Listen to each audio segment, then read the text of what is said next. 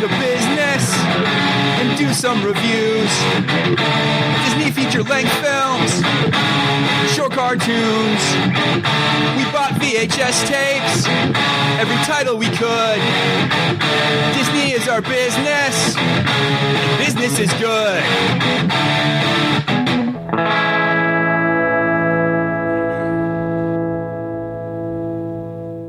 Oh my God, was that your stomach? Probably. But you just ate. And I'm digesting. That's how my body works. You're a loud digester. My body's getting down to business. Digesting tacos. Yeah. Those are some bomb-ass tacos. I didn't think so. Those are like the tacos that I want after like a night of drinking. Not that I drank last night. So they're substandard? Yeah. It tastes really good when you're hungover. Okay. Basically, just throw some taco meat in some shells, toss some cheese on that shit, and bake it. So this is Kevin and Stephanie's fucking pseudo-Mexican baking tips. Just kidding. They're very authentic. This is just the tip, but the tip is, this is Let's Get Down to Business. That's Stephanie. I'm Kevin, and this is Disney Mediocrity. Disney is our business. And business is mediocre. Well, we have surpassed 30 episodes. Yeah, I think that's pretty good. We're in it for the long haul and I haven't killed you yet. That's like 30 weeks. 30 weeks. I'm just saying. What? 30 weeks. That's more than half a year. Yeah. For those of you counting at home. Yeah. How many months is that? Let's see here. Probably about 9. A little over 9. Or no, not quite 9. So if this was my baby, I'm about to give birth to this podcast. I mean, it could come early. It could be premature. Hi, you guys. But here, let's get down to business. We always come on time. I was going to say prematurely. Oh, no. God. I'm speaking for you, babe. Yeah, I guess. Maybe you shouldn't do that. So we have a short. Do we? A short today. Is that like our formula? Our short today is Grand Canyonscope. Ooh. Yeah. What's that all about? What's a Canyonscope? Our short includes Donald Duck. Yeah. Which shockingly. He has a theme song. What? Yeah. You didn't notice the song at the beginning? No. It's the same song that played on our last Donald Duck short. He has his own song. Oh, I did not notice that. Yeah, listen to the lyrics next time, because it's about like who's so well-tempered, and who's such a great guy, but who just has bad luck. It's Donald Duck. Did Donald Duck write those lyrics? I don't know. Probably. That's some nice guy shit. This came out in 1954. It's about 6 minutes and 51 seconds long. See, I feel like when you say the minutes and the seconds, you shouldn't say about. It's 6 minutes and 51 seconds long. Some of the videos on YouTube are like 6 minutes and 47 seconds. Well, why wouldn't you say it's around 7 minutes long? Just round up. Because this is what I found. Okay. All right. About 7 seconds is like, or 7 minutes is like 7 minutes and 1 second. Okay. Or 6 minutes and 59 seconds. No. Yeah. You've never heard of rounding up? You know, the other day, there was something budget-wise. Yeah. I rounded down and you rounded up, and I was like, that's probably why I always underestimate how much things cost. Yeah. Yeah, like that's probably why. You always err on the side of caution, where I'm like, there's still some money left. Fuck it! Yeah. Anyway, this short, Grand Canyonscope, was Disney's second cartoon to be filmed in CinemaScope. What the fuck is that? I don't know. You made it sound like you knew what it was earlier. You're like, oh, put that in there. Well, that's a fact. Yeah. Maybe the people that love Disney know what CinemaScope is. Is it widescreen? Because it did seem like it fit our TV better this time around. Yeah. There is a CinemaScope joke in the short, too. Did you catch that? Yes. Yeah. It was, this short was produced to accompany Disney's first CinemaScope film. Kevin. 20,000 Leagues Under the Sea? Yeah. Never seen it. Me either. It's supposed to be good. Probably not, but you never know. Oh, I feel like people reference it a lot. Yeah, probably just because of the book. Yeah. So Donald Duck has this theme song that we start with. And then they show him at the Grand Canyon with a tourist guide and a bunch of tourists. And they're all kind of like huddled up around the tour guide. And it's Sterling Holloway. Oh, is it? Yeah, the voice. I didn't even catch it this time. Really? Yeah. I'm pretty sure it was. We'll look that up. I'm telling you. But anyway, they're all crowded around him, and he's like, you guys, spread out. We're in CinemaScope. And so the people kind of spread out into one long horizontal line. He pretty much just gives some facts about the Grand Canyon, and then he says that the Grand Canyon is a mile deep. So, of course, Donald Duck feels like he needs to throw a rock into the canyon. Yeah, and as he does it, the tour guide has like a net and he catches the rock and he's like, no, if everyone threw rocks into the Grand Canyon, we wouldn't have a canyon anymore. And that's like the joke. And this starts up the whole short, which is going to be Donald doing bad things. Oh, wow. Who would have thought? So first he threw rocks. Then he goes over to a Native American who's doing a sand painting, like a Navajo painter. He tries to, do a little Salt Bay bullshit. Yeah, sprinkles some sand on his shit. And the tour guide comes over and is like, no, don't bother the Americans.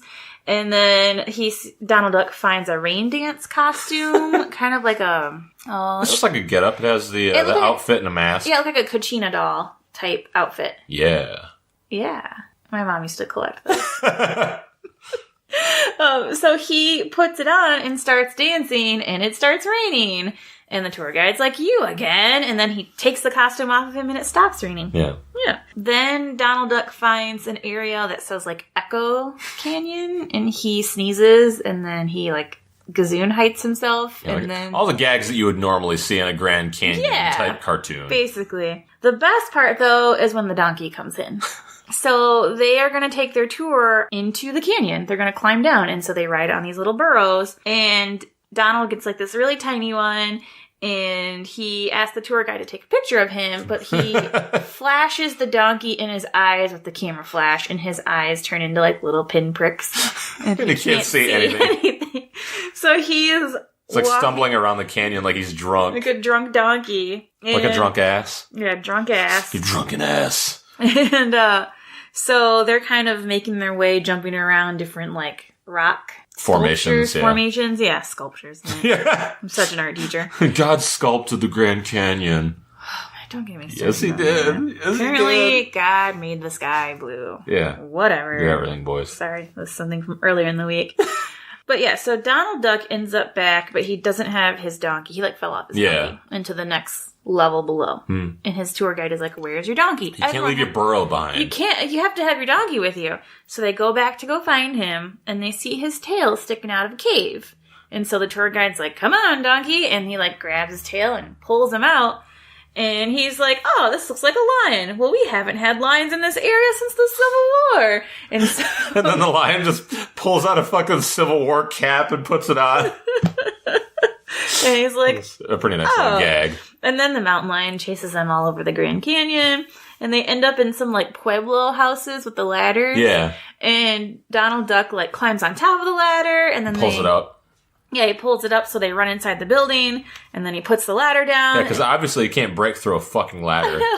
When they run out, their necks catch on the ladder. Yeah. So then you have all three of them swinging around on ladders, which is knocking down the rock formation. Yeah, apparently, swinging around on ladders and being people is enough weight to destroy all these rocks. Yeah. That was a mountain lion, man. Yeah. He's pretty strong. But yeah, because they're causing all these rocks to fall and whatnot, everyone's fleeing the canyon, and out comes people and animals and a dinosaur. And basically, there's just rubble around them, and they have ruined the canyon. Yeah, they filled it up. And the tour guide is like, well, the National Parks guide says if you ruin it, you have to build it again. And so he hands them a couple shovels, and they start digging. That's it. Yeah. Donald Duck has ruined a fucking national treasure. So if you didn't know this, back in the 1950s, Donald Duck ruined the Grand Canyon, and then he dug it out again. Yeah. So we have him to thank for what is now our current day Grand Canyon. Yeah, just it felt really fast. Like, there wasn't a ton that happened, but it was just a Donald Duck short. Yeah. Wasn't really a lot to speak of. Like, the mountain lion stuff was funny, but... Yeah, the mountain lion, when he put on the... Was it a Confederate hat or a Yankee hat? I don't recall. It was blue. Did that matter? Yeah, either blue or, like, a gray. Yeah. It was funny. I liked it. Yeah. I don't think you like shorts very much. I mean, I don't have a problem with them, but this one just didn't really stick out to me that much. I don't know. I thought this was one of the funnier Donald Duck ones. Yeah. Yeah. Well, we've seen like I said before, low bars. True. Speaking of low bars. What? We're in the Disney fucking dark age. Yeah, the dead period. The dark ages. We're in the dark ages for a few more movies. Yeah. We were talking earlier this week about this a little bit, and I don't really understand how they classify some of these movies and like where the cutoff point is and how they determine how that was. Yeah, because it starts with Aristocats, which sucks. Sucks balls. Well, yeah, because the Dark Ages are the bad movies. Well, but Jungle Book and Robin Hood was Robin Hood before it? It was Jungle Book and 101? Yeah. 101, Jungle Book, and then Aristocats. Yeah. And so, quality-wise, this whole xerography era, like, Jungle Book is xerography. 101 Dalmatians was the beginnings of it. Yeah. Aristocats is xerography. So why is Aristocats the beginning of the Dark Ages? Yeah.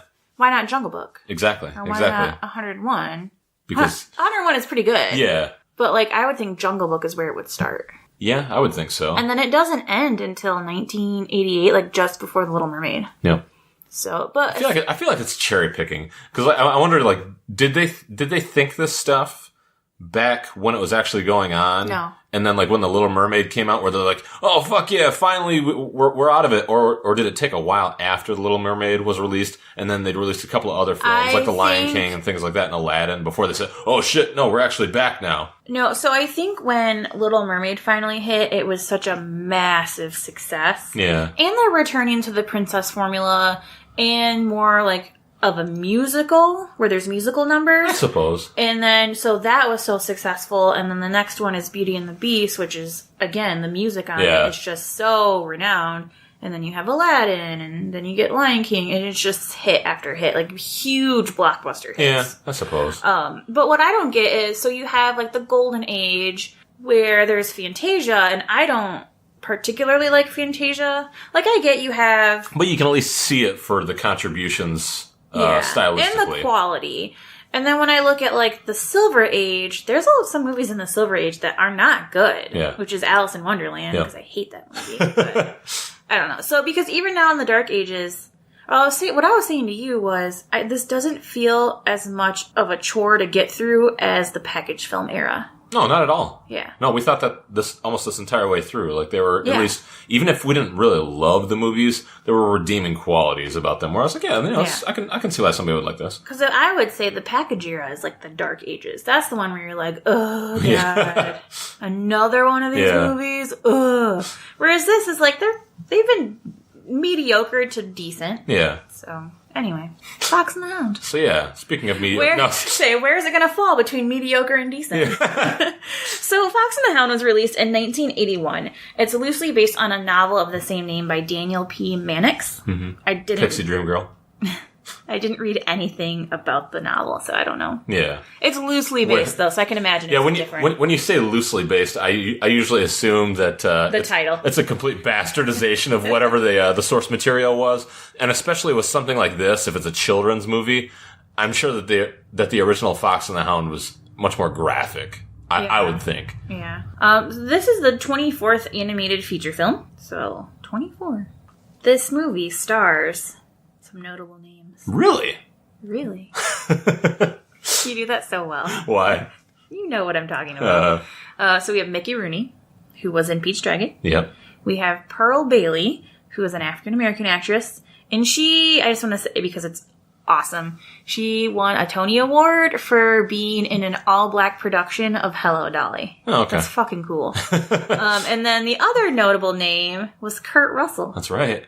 I didn't know Kurt Russell. Jack Burton. How old was he at this point? 1981? What other films was he in? Oh, God, I don't even remember. I don't think that he had started the big portion of his filmmaking career. I could be wrong on that, because I think The Thing was like 1982. Well, because it said... No, so he had to have been decently aged by this point. Yeah, it said he used to be a Disney child star. He was. Yeah, I had no idea. Yeah.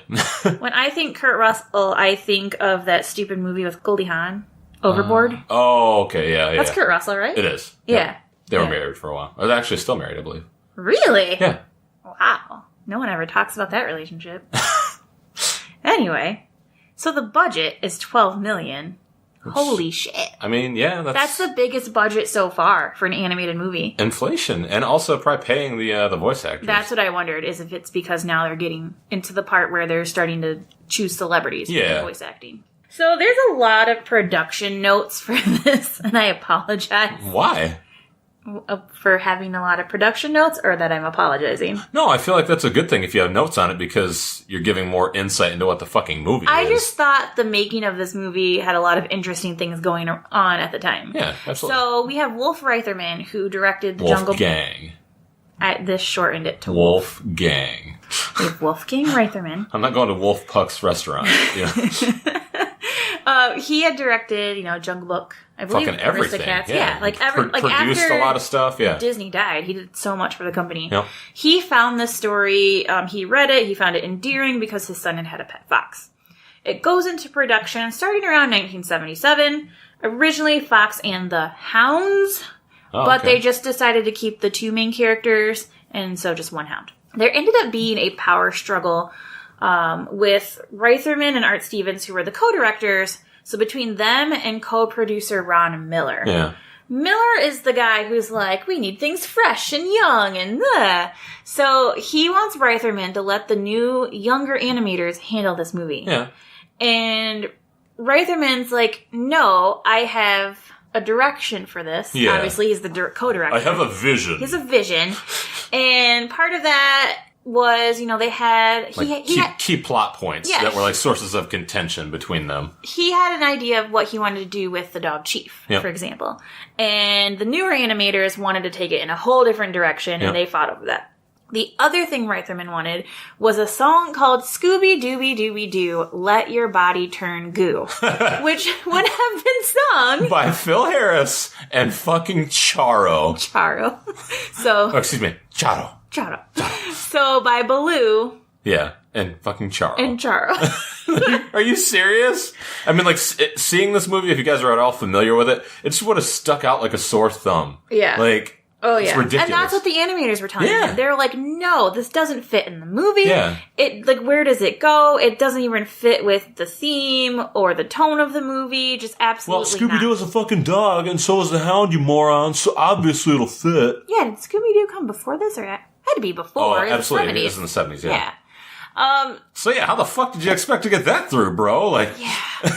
So eventually, and this is according to the book. So the book is called According to Drawing the Line, The Untold Story of Animation Unions from Bosco to Bart Simpson. Nice. Okay? So this is the book. Love that title. The book says Reitherman later walked into Art Stevens' office, slumped in a chair, and said, I don't know, Art, maybe this is a young man's medium. And then he later moved on to undeveloped projects such as Catfish Bend, and then he died in a car accident in 1985. It's a very, tied it up with a bow type of thing. I know. I was trying not to laugh because it's so awful. Yeah, But serious. Just the way the sentence, it's a run-on sentence, first of all. But it just goes on to being like, I don't know, just hand the reins over to some young men, and then he died. Well, hand the reins over to some young men, and then later move on to undeveloped projects, which mean they probably sucked, and then die in a car accident. Yeah, that's so sad. Yeah, that sucks. Yeah. Art Stevens, rest in peace. I assume that was Wolfgang Reitherman. Oh, yeah. Yeah, I was like, Jesus Christ. Well, Art Stevens is probably dead, too. Art Stevens is talking to himself and then fucking dying in a car accident? Anyway. So this is the last film to have any involvement of Disney's 9 Old Men. Okay. So really? The 9 Old Men are all the 9 original main animators. So they worked on Peach Dragon. Yep. They worked on Rescuers. Yep. Okay.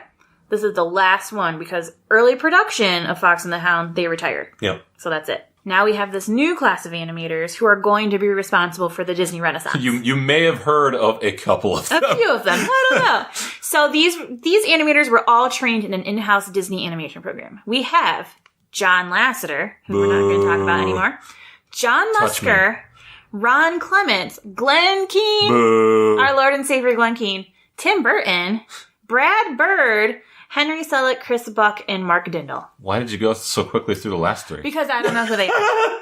John Lasseter, Brad Bird obviously started Pixar. Yeah. John Musker and Ron Clements are huge for The Little Mermaid and all the Renaissance movies. Tim Burton, obviously, he went on to do his own thing, and Glen Keane is a fucking master of his craft. And then the last three are like the Whilce Portacios of Image Comics. Yeah, I don't know who they are. I'll have to look them up. Yeah. Seriously, watching Glen Keane draw in real time makes me want to cry. It's amazing. His understanding... It's so beautiful. Ever since I've turned 30, when I see how talented people are and like, oh my god, somebody made this, I start crying. Whether it's a music or a painting or a movie, oh my god, I'm like losing it. What even is wrong? Anyway, Glen Keane's fucking... His understanding of push and pull and weight when it comes to animation is fucking ridiculous. Anyway, a couple more production notes. Yeah, because you guys can't get enough of it. And honestly, like, I enjoy this stuff. I'll let you read this next one, because... It's up your alley. Yeah. From Wikipedia, of course, because that's how people get their information. That's how deeply I dig. Don Bluth and the new animators felt that Reitherman was too stern and out of touch. And on his 42nd birthday in 1979, Bluth, along with Gary Goldman and John Pomeroy, entered Ron Miller's office and turned in their resignation. Following their resignations, 13 animators followed suit in the resignations, and though Bluth and his team had not, or had animated substantial scenes, they asked not to receive screen credit. That is fucking hardcore. That's weird. Yeah. Is that like revisionist history? Like, that's kind of what I was wondering. Don didn't want credit, or maybe... I don't know. That's so weird. I think that's just a baller-ass move. It's like, no, we did a fucking substantial amount of work on this, but, like, you don't want to go along with all of our vision for the film, so I don't want my fucking name on it. Yeah. That's how I feel. Because, I mean, it's... Like it went a different way than they wanted. Yeah. And so, I mean, directly after this, those guys formed, I think, like, Don Bluth Productions or Animation Studios or whatever it was, and actually made some of their own stuff. Which didn't last long, but he ended up teaming up with Steven Spielberg and has some huge hits. Yeah, he fucking made The Secret of NIMH, I think, next year. Yeah. In 1982. Next year, 2020. No, you know what I mean. Yeah, the following year, after this was made. Now 17% of their animators are gone. Yeah. Okay? That is fucking substantial. So Miller ordered all the resigning animators off the studio lot by noon. You want to quit? Get gone. Yeah. Okay? The same day, they had to be gone. Later, they would push the release of Fox and the Hound from 1980 to 1981. And then the new animators were hired and promoted to fill ranks. So to compensate for the lack of experience for these new guys, a lot of the quality control would be done by, like, veteran assistant animators. Assistant animators. Not even the main animators. So they're handing it off, to Team B. Because of all this movie took 4 years. Yeah. Because remember, he started production in 77. Wow. Whoops. Wow. Let's see how it ended up. Yeah, actually dive into the actual movie. For all of you that just skipped 10 minutes. So with this tape, 1994. Yep. I believe this is the first VHS release. Really? Yes. Okay. And notice it had a preview for The Lion King in its early stages. Yeah. Because I was telling you, and you don't believe me, but I'm telling you because I know this movie like the back of my hand. Those songs weren't the final cut songs. They were like alternative versions of those same songs. Yeah. But we get to see some behind the scenes and go into like the story of The Lion King. That was our only preview. Thank God. No Aladdin. No Aladdin, Prince of Thieves. It's gone. It's done. Prince of Thieves? King of Thieves. Excuse me. My bad. He's not Robin. Robin Hood. I die for you. I die for you. I now want to see Kevin Costner in an Aladdin straight-to-video movie. All right. So we have the credits. It starts off really dark. Really quiet. I'm fucking down. I was digging the shit out of this. Yeah, you just hear kind of crickets. Yeah, it sounds like forest noises. It's going over like a moving shot of the landscape and the colors. And then barking starts to pick up. You hear barking in the background. And then this fox mom pops up with her baby in its mouth that she's scruffing. Yeah. And the serious music starts and she's running for her life. And now literally. It's Bambi. Yeah, and then it becomes Bambi. So she runs and she puts the fox baby down by a fence post. Yep. And she takes off. And who leaves her fucking child? I mean, honestly, what are you even doing? She can't get away with him in her mouth. Yes, she can. She was hiding him. If she tried really hard. She takes off and she goes over like a little hill and then we hear gunshot. Yep. And that's it. Yeah, so she committed a bunch of murders, and she's on the run to this day, and the fox will never know his fucking mother. Monstrous. So those poor hunters. Back to the baby that's by the fence post. We have an owl who sees all this going on. Why didn't she intervene? She could have swooped at the fucking hunter's face. That is a horrible idea. Do you want to get shot? Does Big Mama want to get shot? You can't shoot an owl. She'll fucking tear your eyes out. If this movie will tell us anything, not being able to shoot something will not stop certain hunters from doing that work. Anyway, so Big Mama sees the baby, and she's just talking to him, like, oh, you poor thing, and trying to figure out what she's going to do with him. Yeah. And that's when the Araquan and Tweety Bird pop up. I don't know their name. What are their names? What? The two birds. There's the woodpecker and then, like, the little bird. Yeah. I don't know. Araquan and Tweety Bird. Yeah, what? So, well, one of them is the fucking voice of Tigger. Yeah, he is. And he is not changing the voice up at all. Oh, God. But I'm a woodpecker, so it's okay. Oh, my God. I just don't like him. No, I don't. I don't know him personally. I don't like him. Sorry. But yeah, so they help out the Big Mama Owl by going to the little cottage or house that's right there. Yeah, it's a house. And the woodpecker knocks on the door. And the old lady, whose name is... The widow. Widow Tweed. Widow Tweed. Is that her status or her name? I would imagine it's her status, most likely. Okay. I don't think anybody names their daughter Widow. So, Black Widow. No. Her first name is Black. And her last name is Widow. So, Widow Tweed opens the door, and she sees... And I know her real name, you guys. Don't come at me. What? The Black Widow. Oh. Yeah, you're our expert, comic book expert. Yeah. So, Lady... Damn it, Kevin. Lady Tremaine. Widow Tweed opens the door, and as she does this, Big Mama the Owl... I feel weird just calling her Big Mama. Yeah, it takes her to the house. Big Mama... Martin Lawrence shows up. Grabs her laundry off the line. Yeah. And, like, flies away. Starts fucking with her, what are they even called? Like... Breeches? I don't know. Yeah, like pantaloons. So, lady... God damn it! Widow Tweed... I'm gonna call her Tweed. Tweed runs out there. Chase the owl. And Big Mama drops her laundry on top of the fox. Yeah. And that's how... Great song. Widow Tweed finds her. So, what? What? What? The Fox. The Fox. It's a Slater-Kinney song. Oh. So she finds him and she says, "You're just like a toddler." And that way we get his name. Todd. Todd. You guys, Kevin's sister had a boyfriend named Todd. And Kevin would only ever say it that way. Kevin, please inform the listeners why you say it that way. It's a George Carlin bit. Only dumb shitheads are named Todd. With names like Todd and Tucker and Kyle.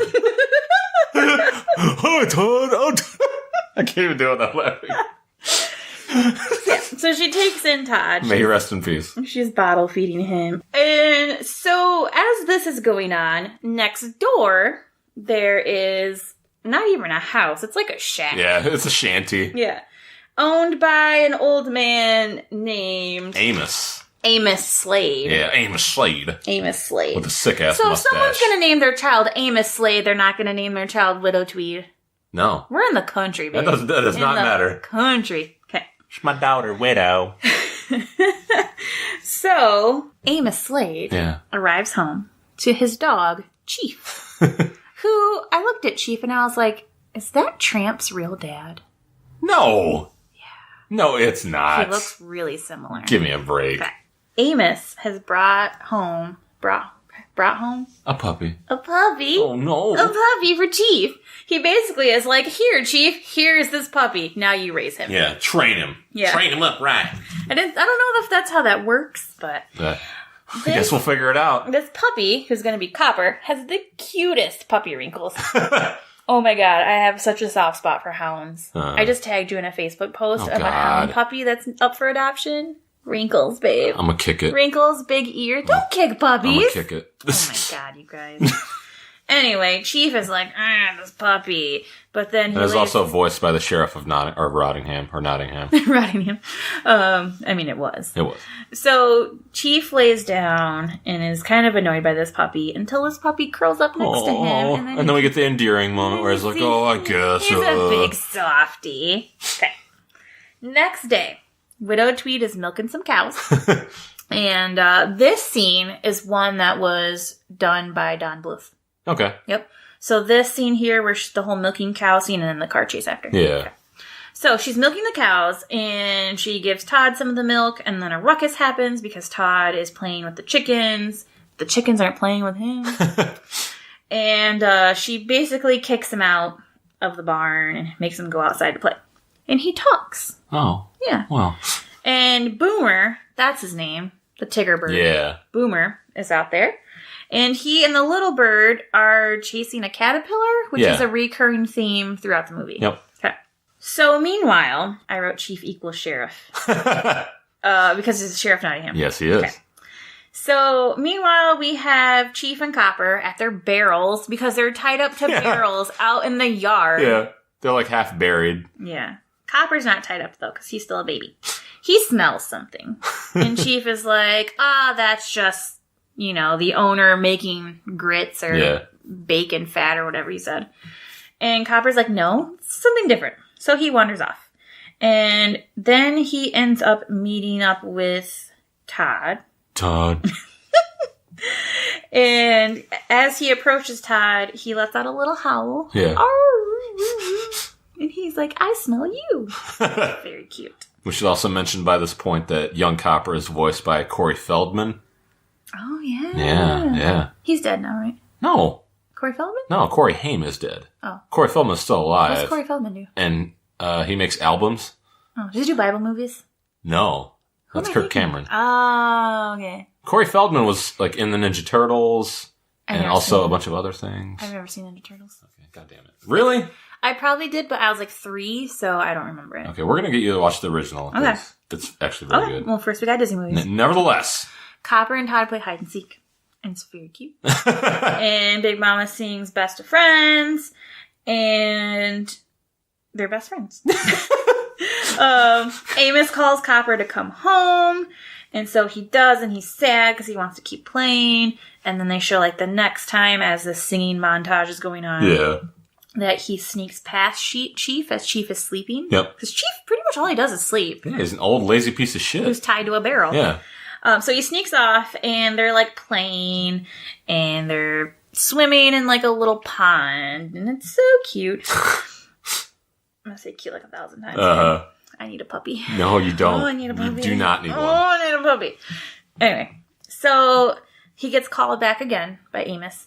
And so when Todd goes again to go find him, he finds out that he's tied up. Yeah. Yeah, so Copper is now tied up because he keeps wandering off. So Todd is like, oh, who's this other guy here? And he starts to creep inside Chief's barrel because Chief is sleeping and having a dream. But then he wakes up and chases after Todd with his barrel still attached. So he's dragging it all over. And this is when we get the car chase scene that Don Bluth also animated. Mm-hmm. Where... Amos Lee comes out and is shooting at him, and then Todd jumps into Widow Tweed's car. So Amos gets in his car and is like driving down after her, and he's shooting at her. How many bullets are in a shotgun? Because holy shit. It shouldn't be that many. Yeah, he like never reloaded. Yeah. Anyway, he finally catches up because she like slams on her brake. Amos has that secret tech. He's got a bump stock. He's got a government contract. Widow Tweed ends up like just yelling at him, like and that's all it takes, like an idiot. Yeah. Okay. We see them again, Amos and Chief and Copper, when he's packing up his vehicle because it's hunting season. You're damn right. And we know it's hunting season because it's fall, and then it turns into winter, and we do that whole quick scene transition between the seasons. As it's winter, they are in the woods, and you see Copper is like a little too eager hunting down stuff. He's kind of flushing things out too fast. Yeah. But then he ends up becoming a really good hunting dog. Meanwhile, the birds are trying to tell Todd, like, well, Copper's a hunting dog, and he's your mortal enemy. So you might want to stop. Yeah, so stop waiting around for him and pining for him. Spring comes. Okay? And they've grown. They've grown. And we see Copper comes back with Chief and Amos, and there's a whole pile of skins in the back of the truck. Yeah. Okay? So now we know he's for real. Okay? Todd sneaks over. For real?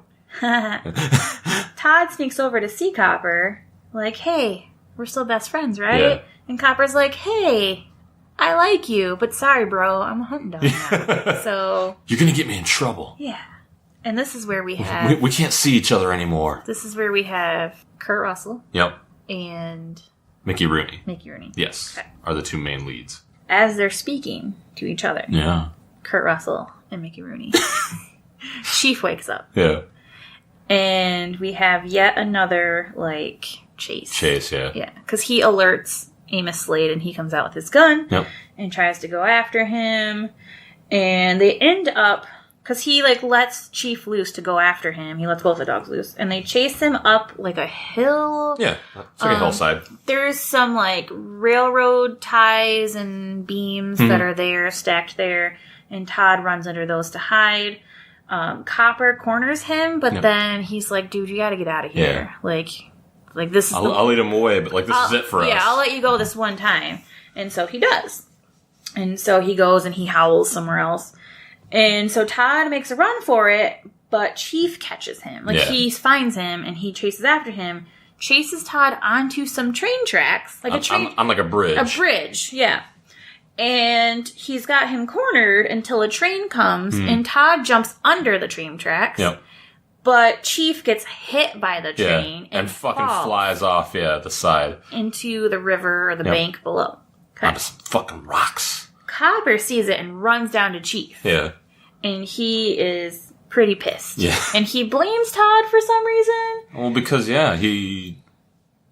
he hadn't come, this wouldn't have happened. If he had just... Stayed home in his fucking hole. So this is the part where we had discussed earlier. Yeah, where the discrepancies happened between the creative teams. So Reitherman wanted Chief to stay alive. Yeah, he wanted it more lighthearted for kids and easier to palate. But that was when you were starting to depart from the source material, because in the book, Chief dies. Oh, does he? Yeah. Are you sure? That's what it said. Okay. Yeah. So the younger animators are like, no, we need to give Copper motivation to hate Todd. Yeah. Which makes sense. Yeah. So we need Chief to die in this scene. Like he's dead. Like that's why Copper's so mad. And I wanted to ask you about this, like in the future Disney films, the ones that are more well regarded when you actually get to that age. They had, like, deaths, right? Mufasa died. Yeah, exactly. Maybe it wasn't, on screen type of stuff. No. But, like, yeah, you're giving your characters motivation, so I don't see what the problem was with I think killing Chief, because even from here on, Chief doesn't do much. Yeah. And it gets a little dark, like when we get to the big scene later, it gets pretty dark. But, yeah, I feel like this would have been an instance where, like, he should have killed him off. Yeah. I think it felt like a half measure. Yeah. Kind of. So, to let you know that he's not dead, he just kind of slowly opens his eyes. Blinks his eyes. Yeah. Yeah. Which I still thought that he was dead the first time. Like, even when he closed his eyes. Yeah, he, like, opens them and then slowly closes them. So when I saw him later, I was like, what? Yeah. Because basically what ends up happening is now he just has a cast on and limps around the house. Yeah. Whining for attention. Yeah. Which is probably what I would do. Yeah. Widow Tweed knows, like, she can't keep defending Todd, or she can't keep him around because of Amos. So she takes him to a game preserve, and we have this really sad scene where she kind of, like, gives him away, or takes his collar off. I thought, like, a song was going to happen, but instead it's, like, a spoken word poem. Yeah. Which is a little cheesy. Yeah. Yeah, I was like, this is... yeah. Baby. So she lets him go in the game preserve. Yeah. Okay? Because we know game preserves, that will stop a hunter. That's a safe space. Yeah. We've never seen anyone go to Africa to a game preserve and hunt wild animals. No, it doesn't happen in the States. Okay. So it ends up raining, and Todd's freaking out because he has no natural instinct whatsoever. Why Widow Tweed thought this was a good idea, I don't know. So he's running around. Well, she's also the person that took a fucking wild fox in, so she doesn't have the best judgment in the first place. You can have foxes as pets. They piss all over the place, You can literally buy them. You don't know that. Yes, they do. You train them That's what because they're part of the canine family. They're not domesticated. However, from what I've heard, it's like having a puppy for life. That sounds awful. They're just so rambunctious. Right. Anyway, it's raining in the forest. Todd's freaking out, looking for shelter, and he ends up in a badger hole. The grumpy-ass badger's like, get the fuck out. So legit. And so there's a hedgehog who is voiced by Piglet. Yep. The voice of Piglet. Who's like, hey, buddy, you can come join me. Awesome would be if it was voiced by Piglet.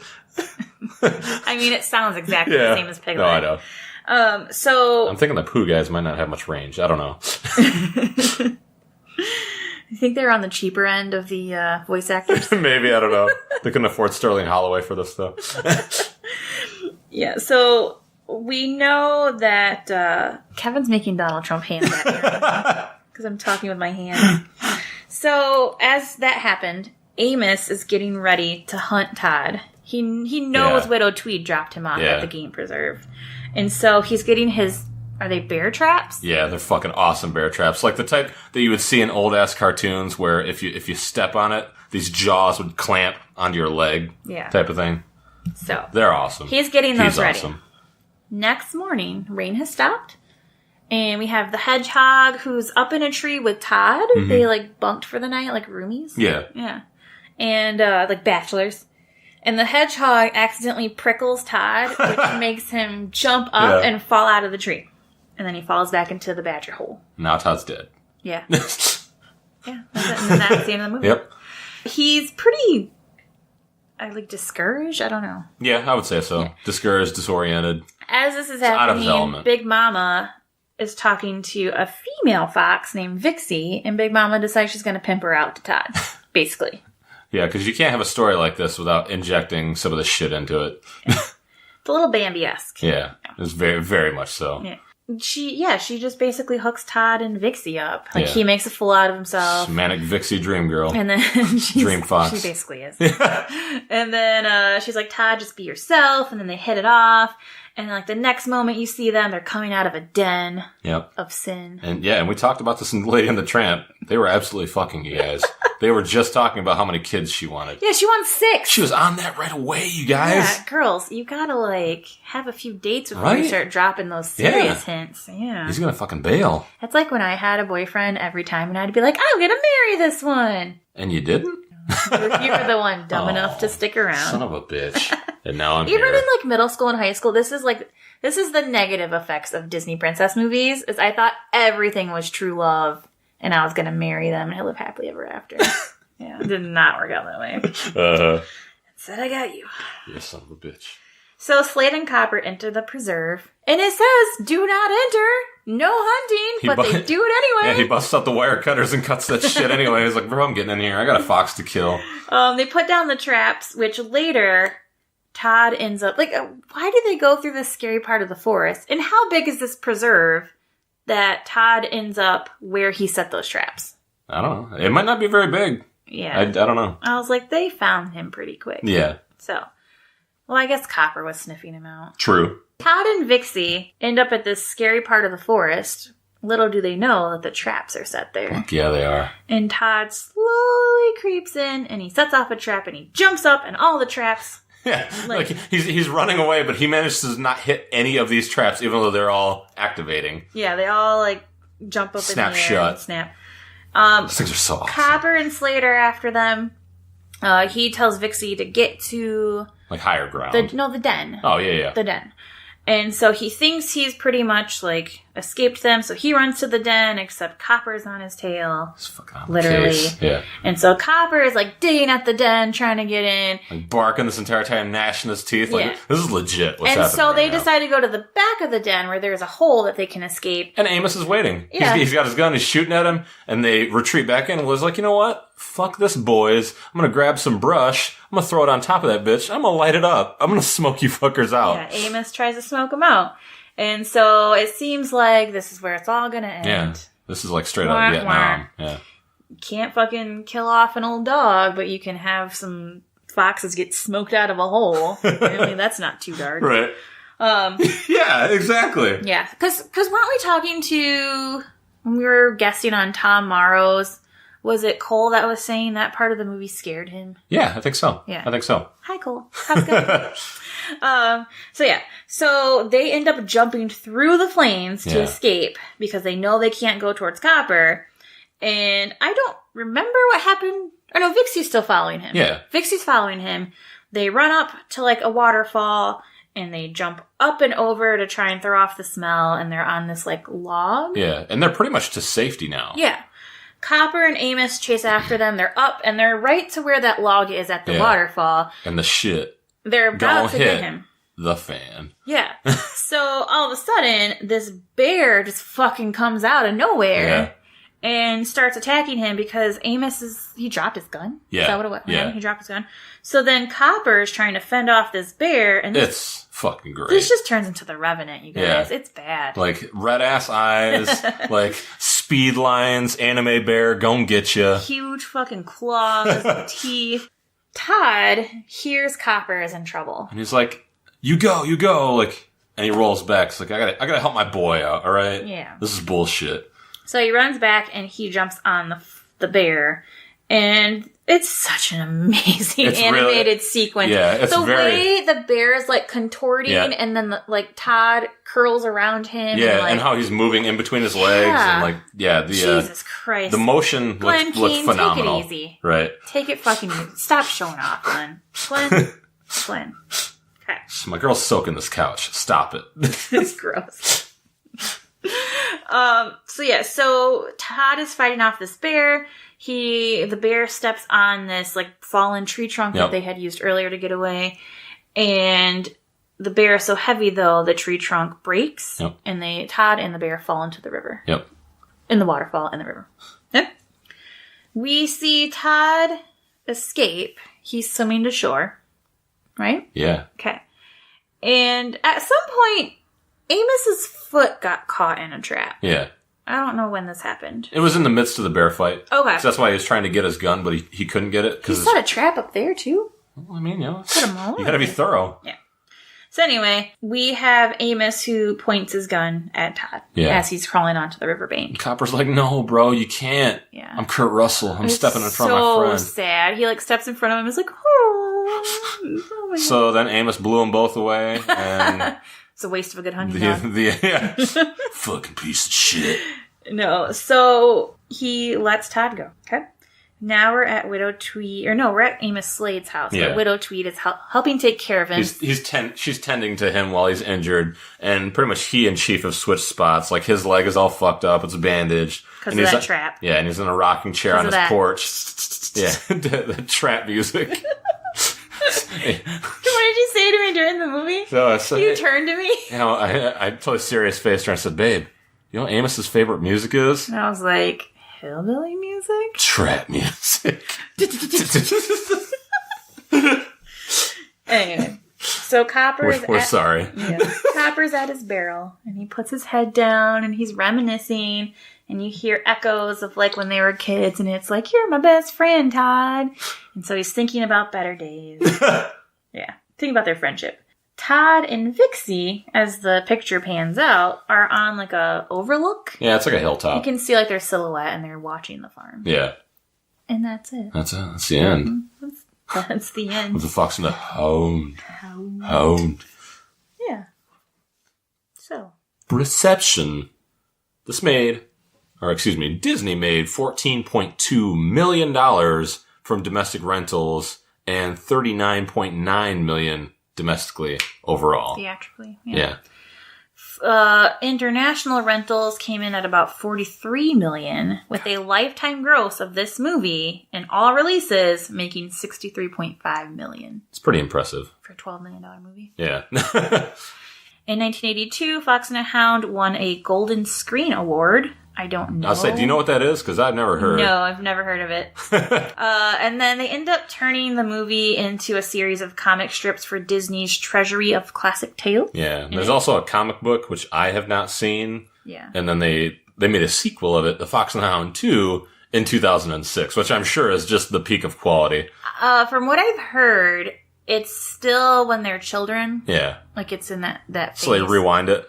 Yes. And Copper meets a gang of, like, other dogs. Legit-ass dogs. Who, like, don't want him to be friends with Todd. Nice. And it's just a rehash of what the first movie is. Critics of this movie... Are many. The critics said these things. I'm having trouble with words Jesus today. Christ. Roger Ebert of the Chicago Sun-Times praised the film, saying, "For all its familiar qualities, this movie marks something of a departure for the Disney studio and its movement in an interesting direction. The Fox and the Hound is one of those relatively rare Disney animated features that contains a useful lesson for its younger audiences. It's not just cute animals and frightening adventures and a happy ending. It's also rather thoughtful meditation on how society determines our behavior." You're goddamn right. Leonard Maltin, in his book The Disney Films, noted that the fight scene between Copper, Todd, and the bear received great praise in the animation world. However, Maltin felt that the film relied too much on formula cuteness, formula comedy relief, and even formula characterizations. Overall, he considered the film charming, stating that it is warm and brimming with personable characters, and that it approaches the old Disney magic at times. Fair. Richard Corliss of Time praised the film for an intelligent story about prejudice. He argued that the film shows that biased attitudes can poison even the deepest relationships, and the film's bittersweet ending delivers a powerful and important moral message to audiences. I hadn't really thought about it that way, but that's kind of, yeah, I could kind of see it, but I don't know. Craig Butler from All Movie Guide, don't know what that is, right? Stated that the film was a warm and amusing, if slightly dull, entry in the Disney animated canon. He also called it conventional and generally predictable, with problems in pacing. However, he praised the film's climax and animation, as well as the ending. Fair. And you... get to go first? Review first today as I pull up the rankings. All right, well, I thought that this was, like I said at the beginning of the review, or not even review. Our at the beginning of the top of the podcast. No, yeah, at the beginning of us talking about the movie. It's pretty mediocre. I think it's thoroughly mediocre, I would say. It takes a couple of major things from Bambi, like we said at the beginning, with his mother being shot and him being left as an orphan. And then also... Orphans! Yes, I know. Writing parents is super tough, guys. But yeah, and then aside from that, the near end when he meets Vixie and how she is just kind of a non-entity of a character. She's a manic Vixie dream girl. Exactly. But yeah, I mean, the kid stuff between Copper and Todd was cute, and I like that. I don't really have a problem with any of the voice acting. It was all solid. Mickey Rooney and Kurt Russell were fine. Even Corey Feldman. I didn't mind Amos, and like Chief was okay, but I think that was my biggest problem with the movie. It's just okay. Nothing really blew me away. Aside from like the very beginning, I like the opening a lot. Like I said, like with the credits, like I know you said you don't like when it goes super long with the credits at the beginning because it can kind of drag and you want it to kind of get into the movie quicker. But with this, I liked it a lot. Like with not really any music, just the sounds. Like and as long as you can have something that looks cinematic and it looks nice, you know, and creates a mood, I'm down with that. Like I like that a lot. So, but aside from that, and like the last person said, probably the last third of the movie, I would say, with the hunting stuff and the bear and the very end, just it didn't really strike me that much. So I just mediocre. Okay. So one of the words that you just said stuck out to me, which was cinematic. Yeah. Which, if the old guy, you say this is the last one the old guys worked on? Yeah. Now, do you think that the cinematic nature of that would be because of more input from the younger guys? Yes. Okay. Yes. Because what I was going to say was when we watched The Rescuers and we accidentally put in Rescuers 2. Yeah. And it started off very similarly with this, like, kind of atmospheric, like, there's just nature noises and then it starts. I kind of want to say, just presuming, that this feels like Don Bluth. Yes. The opening felt like yes. Like, it feels like these young animators are not just doing animation, but now they're bringing in, like, cinema. Like, cinematography. Yeah, like they're treating this like a live-action film, but drawn. Yep. And so, I do hate when the credits go on for way too long, but this felt like they were really setting the tone, setting the mood of the beginning, so that when the music starts after it's panned and you've had these noises, like, you know right away, like, something's wrong. Yeah. And it reminded me of The Thing. Like, when we first watched The Thing. Yeah, how with it's the dog. very dark, and then, like, suddenly, like, something happens really fast. Yeah. Another Kurt Russell joint. Yes. So the opening, I think, is fantastic. I did not like a lot of the saccharine stuff that was happening. Yeah. Like, especially when Widow Tweed was talking to Todd, I was, like, rolling my eyes. Yeah. Like, oh my god, okay. Granted, I talk to my dog like, oh, Yes, you do. And she is ridiculous. Yeah, but just the Widow Tweed, like, I didn't really like her as a character. She didn't have a lot of depth either. No. Her or Amos. They were very just kind of surface level. Amos is fun to root against in a, like, oh my god, you're just this, like, backwoods hunter. Yeah, but I mean, he's just like an archetype. He is. You know? Yes, but it's an archetype that you like to root against. Well, fair. I don't know, I like his style. Yeah. I like the way his character. Yeah. I like his character design. That's what I'm looking for. But yeah, I feel this movie was best in its serious parts. Mm-hmm. So when you had that tension of when Todd comes to see Copper after he's grown up, and he's like, get out of here. Like, I know we were friends, but leave. Like, I like when it takes that serious turn. I love the bear scenes. God damn it. I love Glen Keane so much, you guys. And his daughter, who worked for Disney. She did a lot of the Rapunzel stuff. Jesus Christ, that whole family. Glen Keane is the son of, I cannot remember his dad's name. His dad made Family Circus, the comic strip. Yeah. Mm-hmm. So they're just a whole talented family. Like Richard Keane? No, I don't think that's right. No, I don't think so. Nevertheless. Charles. Anyway, I'm going to echo what you say. Because even the music... I feel like we need to... I know. We're not doing this by design. I told her the other day that I kind of dislike that we're agreeing so much lately, because I felt like, especially early on, you know, that we would have some legitimate differences and disagreements. And, like, I don't want you guys to think basically just Bambi. Yeah. Or not Bambi and Dumbo. Dumbo. Those are the big ones. But, like, yeah, we've been, like, lockstep lately for a while. I do wonder. So I was not sick yesterday, but I woke up exhausted. Yeah.